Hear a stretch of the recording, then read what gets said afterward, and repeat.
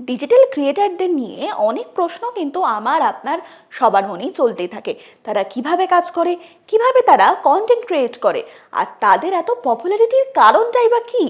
আজকে কিন্তু জিও বাংলা টলিকথা নিয়ে এসেছি এমন একজন ইনফ্লুয়েন্সারকে, যাকে আপনারা নিশ্চয়ই দেখেছেন সোশ্যাল মিডিয়ায়। তাহলে চলুন একবারে দেখে নেওয়া যাক যে কে রয়েছে আজকে আমাদের সাথে। আর আজকে টলিকথার এপিসোডটি নিবেদন করছে ব্রাঞ্চি দালিনো, স্বাদে হিট পকেটে ফিট।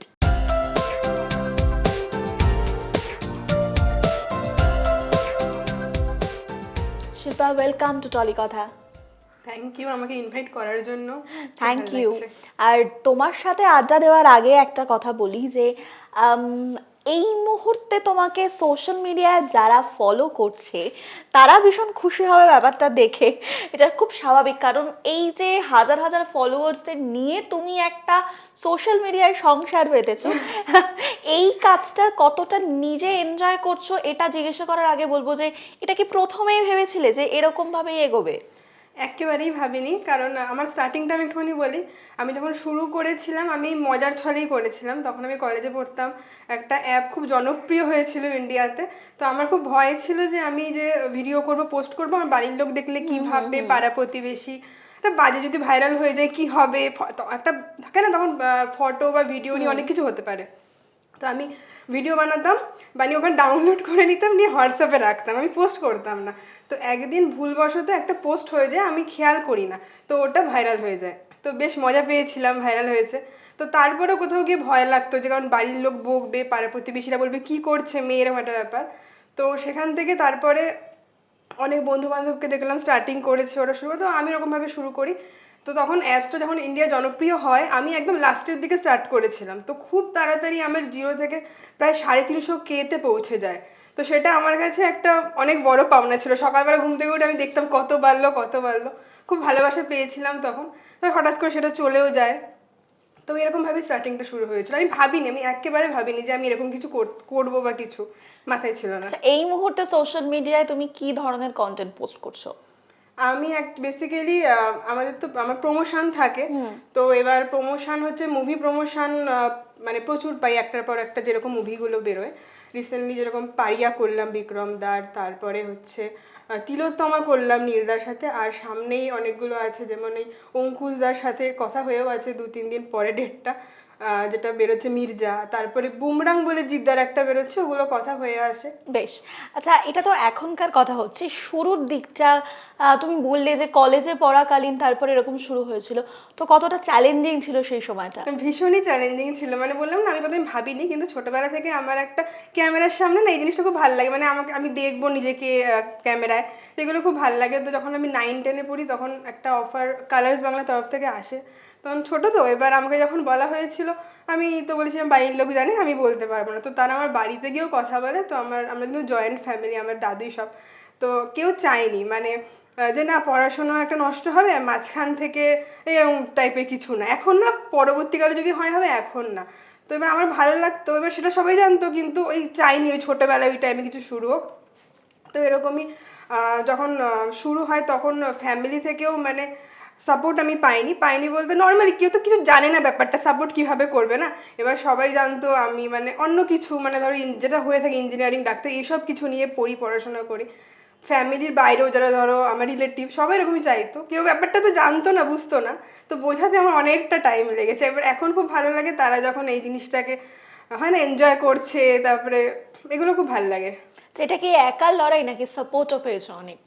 বললাম না প্রথম দিকে সাপোর্ট পাইনি, এগুলো একটা প্রথম দিকে ভয় দিয়ে সব কিছু স্টার্ট হয়েছিল। তো দেন হ্যাঁ, আমার সাথে যে আমার বয়ফ্রেন্ড আর কি, সবসময় পাশে ছিল, আর ও অনেকটা বুঝিয়েছিল। তো ওই সব থেকেই হয়েছে। তারপরে বাড়ির লোক বুঝলো, তারপরে ফ্যামিলি মেম্বার্স বুঝলো, যার রিলেটিভ রয়েছে। তো এইভাবে আর অসুবিধা হয়নি। এখন তো কোনো অসুবিধা নেই, একটা টাইমে অনেক অসুবিধা ছিল, মানে মানে হয় না এই নিয়ে ঝামেলাও ধরো একটুখানি, মানে ঝামেলা কি ফ্যামিলির থেকেও হচ্ছে, রিলেটিভের তরফ থেকে আসতো, কি করছে মেয়েগুলো, ভালো না করা, বোঝানোটা খুব টাফ ছিল আমার পক্ষে, তাও বোঝাতে হয়েছে, বুঝেছে তারপরে। আচ্ছা, এখন তো অনেকটা দেখে এসেছো যে কি ধরনের সিচুয়েশন ছিল, সবটা পেরিয়ে এসেছো। নতুন যারা আসছে, যারা এই ধরনের প্রবলেম ফেস করবে ভেবে হয়তো আর এগোতে পারছে না, তাদের জন্য কি বলবে? প্রবলেম তো দেখো সব কিছুর মধ্যেই মানে আসে না। এবার যেই তুমি প্রফেশনেই যাও না কেন, তো প্রবলেমের কথা মাথায় রাখলে চলবে না। তুমি তোমার লক্ষ্য কি সেটা দেখেই তোমাকে এগিয়ে যেতে হবে। আমি সেটাই বলবো যে তোমার যদি ওটাই লক্ষ্য হয়, যেটাই হোক না কেন, যে কোনো প্রফেশন, তো কি বাধা আসছে সেটা দেখলে চলবে না। তোমার যদি মাইন্ডসেট থাকে তো তুমি এগিয়ে যাও, তোমার নিশ্চয়ই একদিন ঠিক জায়গায় পৌঁছাতে পারবে। আচ্ছা, তোমার আমি প্রচুর রিলস দেখেছি ইনস্টাগ্রামে। এইটা সোশ্যাল মিডিয়ায় বিভিন্ন ধরনের রিল কন্টেন্ট ভিডিও শেয়ার করা বা ফুল লেন্থ ভিডিও শেয়ার করা, অনেকেই ভাবেন যে ইটস টু ইজি। তো এই একটা করে ভিডিও বা রিলের পেছনে কতটা খাটনি থাকে সেটা অনেকেই জানেন না। তো কি বলবি, একটা আউটপুটের পেছনে কতগুলো ব্যাক স্টেপস থাকে? দেখো, ভিডিও অনেকে করে, অনেক রকমভাবে করে। কেউ একটা ভিডিও 5 মিনিটে করে দেয়, আর সেই ধরো ভিডিওটা করতে আমার 5 ঘন্টাও টাইম লাগে। রিসেন্টলি একটা সোমদার গান আছে নারে না বলে, একদম রিসেন্ট ওই ভিডিওটা করতে আমার 5 ঘন্টা টাইম লেগেছিলো, কারণ আমি 5টা লোকেশানে গিয়ে গিয়ে আমি করেছিলাম। তো সেটাই নর্মালি কেউ ধরো 5 মিনিটে করে দেয়, তাদের ভিউজও অনেক ধরো বেশি হয়। কিন্তু আমার কাছে ভিউজের থেকে ম্যাটার করে না, ব্র্যান্ড ভ্যালুটা ম্যাটার করে। মানে ওই যখন ধরো কিছুদিন আগে শ্রাবন্তীদির সাথে দেখা হয়েছিল, শ্রাবন্তী নিজে থেকে যখন এসে বললো যে আরে কেমন আছো, তোমার প্রচুর ভিডিও আমি দেখি তোমাদের, তো এটা একটা বড় পাওয়া। আগের দিন নীলদার সাথে দেখা হলো, নীলদা জিজ্ঞেস করলো কেমন আছো, আর দারুণ তো ভিডিও করো, এইগুলো একটা আলাদা পাওয়া। এইগুলো না মানে ভিউজ দিয়ে সব কিছু হয় না। বললাম না, 5 মিনিটে লোকে 5 মিনিটে ভিডিও করে নেয়, প্রচুর করে ভিউজ প্রচুর পায়, কিন্তু এই জিনিসগুলো আসে না। ব্র্যান্ড ভ্যালুটা ম্যাটার করে কোথাও গিয়ে। তো এটা অনেক ক্ষেত্রে দেখেছি যে তোমার প্রোফাইলে প্রচুর সেলিব্রিটিসদের সাথে কাজ রয়েছে। অনেকেই যারা রয়েছে তাদের হয়তো অনেক ফলোয়ার্স রয়েছে, অনেক ভিউয়ার্স রয়েছে, কিন্তু তাদের কন্টেন্টে সেলিব্রিটি তারা এখনো আনতে পারেনি। তো একটা যদি ছোট টিপস জানতে পারতাম যে অ্যাপ্রোচিংটা কি থাকে, যে কি করে সেলিব্রিটিদের সাথে তোমরা একটা কোলাব করবে।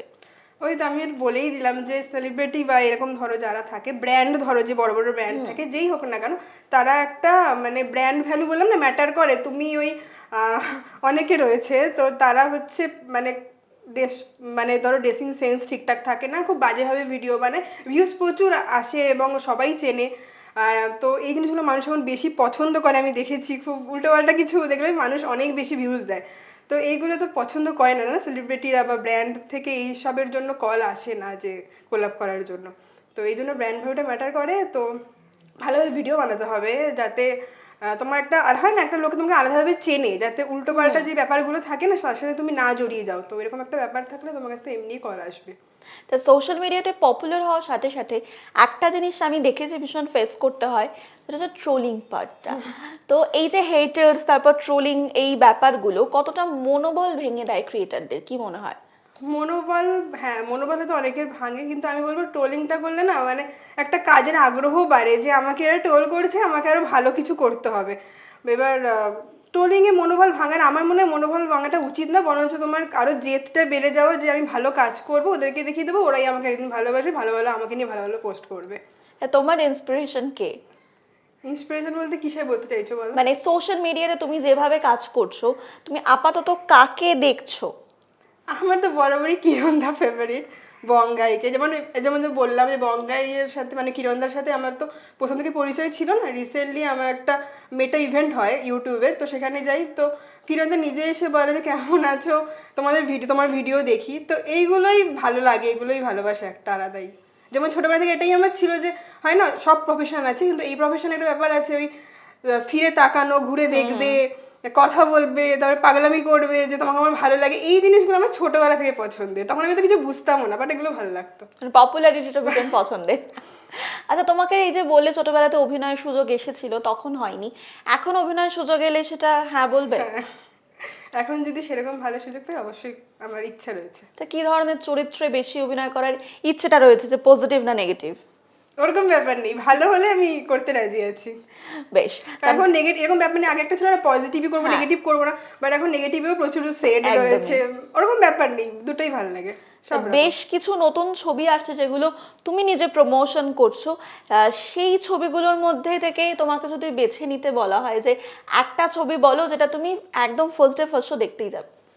মানে যেগুলো আসছে রিসেন্ট তো আমি বললাম মির্জার কাজ রয়েছে আমার, আর হচ্ছে বুমেরাং, আমি দুটোরই ফার্স্ট ডে ফার্স্ট শো দেখতে যাবো।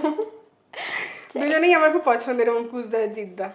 তো এটা একটু জানতে চাইবো যে এই যে বললাম যে যারা নতুন আসছে, তুমি একটা টিপস তাদেরকে দিলে ঠিকই, কিন্তু কেরিয়ার অপশন তো এখন প্রচুর রয়েছে, কিন্তু সোশ্যাল মিডিয়াটাকে অনেকে কেরিয়ার করার আগে ভাবে যে স্টেবিলিটিটা কতটা থাকবে, কতদিন পর্যন্ত আমরা এটা কন্টিনিউ করতে পারবো। তাদের জন্য তুমি কি বলবে, তারা যাতে আসে এই সোশ্যাল মিডিয়াই তাদের কেরিয়ার হিসেবে যাতে জয়েন, যেটা তাদের চাইছে সেটাই যেন করতে পারে, সেই হিসেবে তুমি কি বলবে? দেখো, এত কিছু ভেবে তো সবকিছু হয় না। আমি যখন শুরু করেছিলাম তখন তো আমার মাথায় সব কিছুই ছিল না। আমি বুঝতেও মানে আমি জানতাম না যে সোশ্যাল মিডিয়া থেকে কেরিয়ার করা যায়, এখান থেকে কিছু হয়। তো আমার তো ভালো লাগতো ক্যামেরার সামনে নিজেকে দেখতে। তো আমি এখনো এরকম আছে, ভিডিও করে আমি আমার নিজের ভিডিও অনেকবার দেখি, আমার ভালো লাগে।